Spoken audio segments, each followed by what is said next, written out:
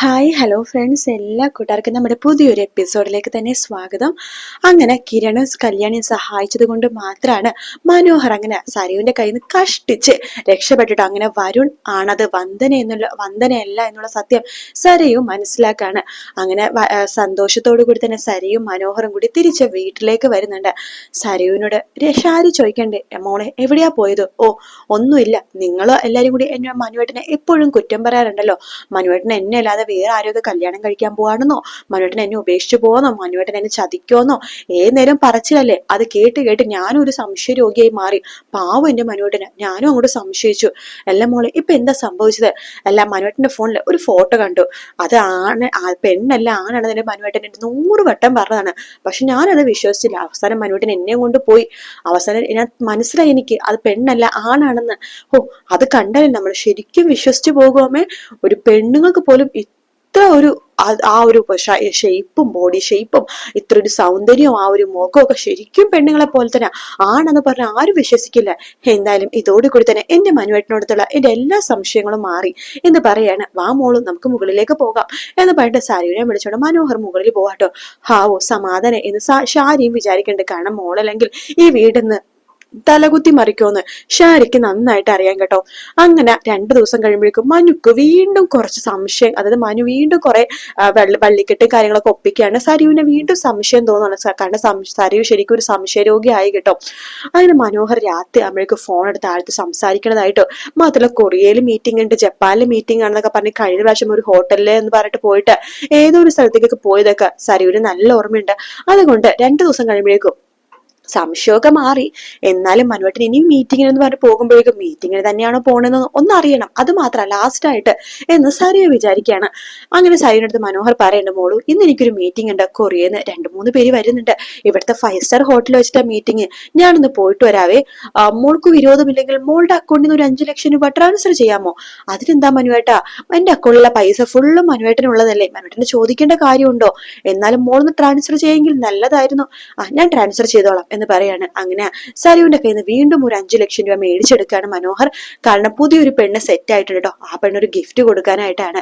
അങ്ങനെ പോകുന്ന വഴിക്ക് മനോഹർ അവിടെ നിന്ന് പോകുവാണ്. തൊട്ടു പിന്നാലെ തന്നെ സരിയു ഇറങ്ങുന്നുണ്ട് കേട്ടോ. അപ്പൊ സരുവിനോട് ചോദിക്കുന്നുണ്ട്, ശരിയല്ലേ മോളെ നീ എങ്ങോട്ടേക്കാ പോണത്? മനു പോയതിന്റെ തൊട്ടു പിന്നാലെ തന്നെ നീ പോകുന്നുണ്ടല്ലോ. എന്താ മനുവേട്ടൻ പോയതിന്റെ തൊട്ടു പിന്നാലെ എനിക്ക് പോകാൻ പാടില്ലേ, മാറവിടുന്ന് എന്നൊക്കെ പറഞ്ഞിട്ടാണ് ഷാരിന്റെ തള്ളിയിട്ട് സരിയു അവിടുന്ന് പോകുന്നു കേട്ടോ. മനോഹർ പോകുന്ന തൊട്ടു പിന്നിൽ തന്നെ സരിയും പോകുന്നുണ്ട്. ഷാരി വേഗം തന്നെ രാഹുലിനോട് പോയി പറയുന്നുണ്ട്, അതെ നമ്മളുടെ മോളുടെ സംശയരോഗമൊക്കെ മാറി എന്നാണ് ഞാൻ വിചാരിച്ചത്. പക്ഷെ അവളുടെ സംശയരോഗമൊന്നും മാറിയിട്ടില്ല, അത് കൂടിയിട്ടേ ഉള്ളൂ. മനോഹർ ഒരു ഫ്രോഡാന്ന് അവൾ ഇന്ന് മനസ്സിലാക്കാൻ പോവാ. മനുഷ്യ നീ എന്തൊക്കെയാ ഷാരി പറയണത്? അതെ മനോഹർ അന്ന് വന്ദന വരുണാണെന്നുള്ള കാര്യങ്ങളൊക്കെ തെളിയിച്ചു, ശരി തന്നെ. പക്ഷെ അവൾക്ക് അപ്പോഴും സംശയങ്ങൾ പൂർണ്ണമായിട്ട് മാറിയിട്ടില്ല. ദേ മനോഹർ പോയപ്പോ തന്നെ തൊട്ടു പിന്നാലെ പോയിരിക്കുക മോള്. ഇനിയിപ്പോ എന്തൊക്കെയാ നടക്കുക? അയ്യോ അവൻ വല്ല പെണ്ണുങ്ങളുടെ പുറകിലാ പോയെങ്കിൽ അവൾ ഇന്നത്തോടെ എല്ലാം കണ്ടുപിടിക്കുമല്ലോ. അതെ കണ്ടുപിടിക്കൂ, എന്താ ചെയ്യാനി? നീ ഒരു കാര്യം ആ മനോഹറിന്റെ ഫോണിലേക്ക് ഒന്ന് വിളിച്ചേ എന്ന് പറയണം. അങ്ങനെ ഷാരി മനോഹറിന്റെ ഫോണിലേക്ക് വിളിക്കുന്നുണ്ട്. ഓ തള്ള വിളിക്കുന്നുണ്ട് എന്ന് പറഞ്ഞിട്ട് മനോഹർ ഫോൺ കട്ട് ചെയ്ത് സ്വിച്ച് ഓഫ് ചെയ്തിടാട്ടോ. എന്നിട്ട് മനോഹർ നേരെ 5 സ്റ്റാർ ഹോട്ടലെന്ന് പറഞ്ഞ് പോണത് നേരൊരു ജ്വല്ലറിയിലേക്കാണ്. അവിടെ പോയിട്ട് സരുവിന്റെ കയ്യിൽ നിന്ന് മേടിച്ച പണത്തിന് ഒരു നല്ലൊരു ഗോൾഡിന്റെ ഒരു നെക്ലസ് വാങ്ങുവാണ്. ശേഷം വീണ്ടും വണ്ടിയിലേക്ക് കയറാം. അപ്പൊ സരു വിചാരിക്കും, ഓ തനിക്കായിരിക്കും ആ സമ്മാനം എന്നൊക്കെ വിചാരിക്കും. എങ്കിലും സരുവിന്റെ മനസ്സിലൊരു സംശയമാണ് കേട്ടോ. അങ്ങനെ മനോഹർ നേരെ പോണത് ഒരു പൊട്ടക്കാട്ടിലേക്കാട്ടോ. പൊട്ടക്കാട് എന്ന് പറയാൻ പറ്റില്ല, ഒരു ഒഴിഞ്ഞ പ്രദേശം. അവിടെ ഒരു ബിൽഡിംഗ് ഉണ്ട്, പണി നടന്നുകൊണ്ടിരിക്കുന്ന 5 സ്റ്റാർ ഹോട്ടൽ എന്ന് പറഞ്ഞ് പണി പോണത് ആ ഒരു ഒഴിഞ്ഞ ബിൽഡിങ്ങിലേക്കാണ്. അതിലേക്ക് മനോഹർ പോകുന്നുണ്ട്. അവിടെ അങ്ങനെ വേറെ ആരും തന്നെ ഇല്ല കേട്ടോ. സരുവിനാണെങ്കിൽ അന്ന് നെഞ്ചെടുപ്പ് ഇങ്ങനെ കൂടി കൂടി വരുവാണ്. ഈശ്വര തന്റെ മനുവേട്ടനെ കുറിച്ച് താൻ വിചാരിച്ച കാര്യങ്ങളൊക്കെ സത്യമാവാണ്. ഈശ്വര അങ്ങനെയൊന്നും ആവല്ലേ എന്നൊക്കെ പേടിച്ച് പേടിച്ച് പ്രാർത്ഥിച്ചിട്ടായിട്ട് സരുവും തൊട്ടു പിന്നാലെ പോണത്. അങ്ങനെ മനോഹർ അവിടുത്തെ ഏറ്റവും മുകളിലത്തെ നിലയിൽ തന്നെ പോകുവാണ്. സരിയും പതുക്കെ പതുക്കെ സ്റ്റെപ്പ് കയറി പോകുന്നുണ്ട്. മനോഹർ പോയി കഴിഞ്ഞിട്ട് ഒരു മിനിറ്റ് കഴിഞ്ഞിട്ടാണ് സരിയും മുകളിലേക്ക് പോണ. കാരണം ആ വരുന്ന ഒച്ചയും ബഹളമൊന്നും കേൾക്കാൻ പാടില്ലല്ലോ. അങ്ങനെ സരിയു പാത്തും പതുങ്ങി ഏറ്റവും മുകളിലെത്തുമ്പോൾ ഞെട്ടിക്കുന്ന കാഴ്ചയായിട്ടോ കാണുന്നത്. മനോഹർ അവിടെ ഒരു പെണ്ണിന്റെ തോളത്ത് കൈയിട്ടിരിക്കുകയാണ്. ആ പെണ്ണിന്റെ അടുത്ത് പറഞ്ഞത് മനോഹർ വേറൊരു പേരും വേറൊരു നാടും ഒക്കെയാണ് പറയണത്. എന്നിട്ട് ആ പെണ്ണിന്റെ അടുത്ത് ആ ഗിഫ്റ്റ് ആ പെണ്ണിനെയാണ് കൊടുക്കുന്നത്. ശേഷം എത്രയും പെട്ടെന്ന് തന്നെ ആ പെണ്ണിനെ വിവാഹം കഴിക്കുമെന്നൊക്കെ പറഞ്ഞിട്ട് ഓരോന്നൊക്കെ പറഞ്ഞ് സംസാരിച്ചുകൊണ്ടിരിക്കാട്ടോ. സരിയു അതിന്റെ കുറെ ഫോട്ടോസും വീഡിയോസും ഒക്കെ എടുക്കുന്നുണ്ട്. അവിടെ വെച്ച് സരയു പ്രശ്നമൊന്നും ഉണ്ടാക്കുന്നില്ല കേട്ടോ.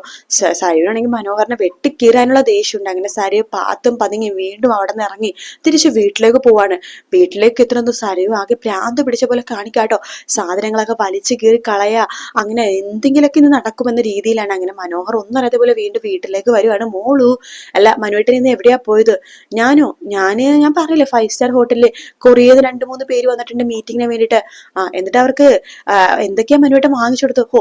നല്ല 5 സ്റ്റാർ ഫുഡ് തന്നെ വാങ്ങിച്ചു കൊടുത്തു മോളു എന്ന് പറയാണ്. അതേലെ, ശരി മനുവേട്ട. എന്താ മോളു ഇങ്ങനെയൊക്കെ ചോദിക്കുന്നത്? ഒന്നുമില്ല മനുവേട്ട. മോളിനെ വീണ്ടും സംശയരോഗമായി തുടങ്ങിയോ? ഇല്ല മനുവേട്ട, ഞാൻ ചോദിച്ചെന്നേ ഉള്ളൂ. ശരി എന്ന് പറയാണ്. അങ്ങനെ മനോഹർ മുകളിലേക്ക് പോകുന്നുണ്ട്. മനോഹറിനെ എങ്ങനെ തലമണ്ട അടിച്ച് പൊട്ടിക്കണമെന്ന് മാത്രമേ സരയുവിനുള്ളൂ കേട്ടോ. കാരണം മനോഹറിനെ കുറിച്ചുള്ള എല്ലാ സത്യങ്ങളും സരയു മനസ്സിലാക്കി. അങ്ങനെ മനോഹർ കിടന്നുറങ്ങുന്ന സമയത്ത് മനോഹറിന്റെ മൊബൈൽ വീണ്ടും സരയു എടുക്കാട്ടോ. അതിലെ ലോക്കൊന്നും മനോഹർ മാറ്റിയിട്ടേ ഇല്ല.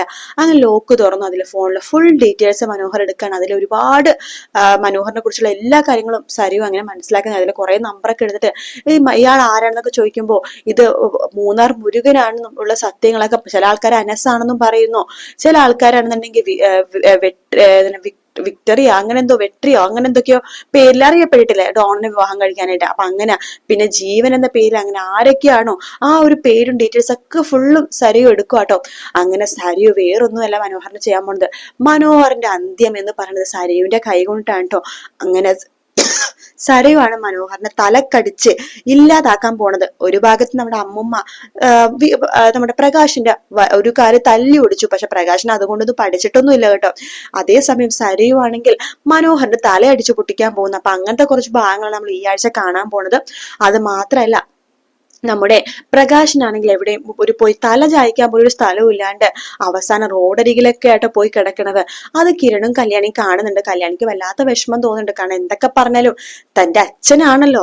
ആ ഒരു വിചാരം എവിടെയൊക്കെയോ കല്യാണിന്റെ മനസ്സിലുണ്ട്. വേറെ കാദംബരിക്കും കാർത്തികക്കും അങ്ങനെയൊന്നും ഇല്ല കേട്ടോ. അവര് ശരിക്കും പൂർണ്ണമായിട്ട് പ്രകാശനെ വെറുത്തവരാണ്. പക്ഷെ കല്യാണിക്ക് എവിടെയൊക്കെ ഒരു നന്മ ഉള്ളത് കൊണ്ട് കല്യാണിക്ക് അങ്ങനെ ഇടക്കിടക്ക് ഇങ്ങനെ തോന്നുവാണ്.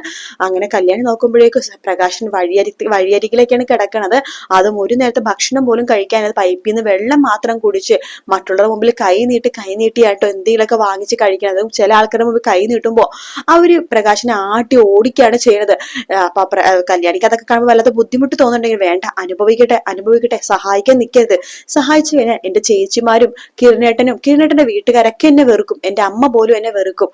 അതുകൊണ്ട് ഒരിക്കലും ഞാൻ ഇയാളെ സഹായിക്കില്ല എന്ന് ഉറച്ച തീരുമാനം കല്യാണി എടുക്കുകയാണ്.